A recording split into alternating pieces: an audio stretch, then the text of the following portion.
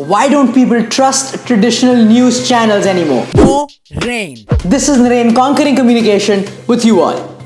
See, traditional news channels are being less trusted every day and people are losing their trust on such channels. One big reason I think why, through my observation, is that they make every small news a breaking news. There has to be a breaking news, there has to be sensationalization of even small news that's not so important, small information that's not so crazy. They polarize everything.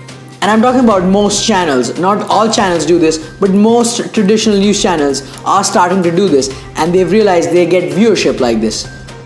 But the slow impact is people are smart, people figure this out, and people are now not trusting these news medias for their information and for their true source of learning about what's happening around the world. Thus, we can infer a lesson from this in our life. What is that? See, when we're conveying stories, when we speak to our friends, sometimes we tend to emphasize and dramatize even small stories. So if we're somebody who dramatizes small stories all the time, when there's actually a big story, people stop paying attention to us. People stop giving too much heed to that story. It's because we've been making every small story a breaking news kind of story, just like traditional news media, a lot of the channels have been doing. So, in order to have gravity and in order to pull our friends to take action towards something that really means to us when there's an important time in our life, what we got to stop doing is overemphasizing our stories, our sharings all the time, and overemphasizing only the ones that are that important, and the others we can convey normally. And by overemphasizing, I mean making it dramatic, making it breaking news.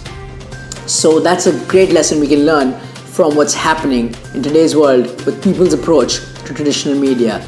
It also reminds me of the old ancient story you've probably heard when you were a kid about the guy who took out the goats on the field, and he shouted, "The wolf is coming, the wolf is coming." So he shouted, "The wolf is coming." People came, gathered around him, and the wolf never came. And people thought, oh, he's lying. He shouted the second time, and the wolf never came, because he was just trying to play a prank.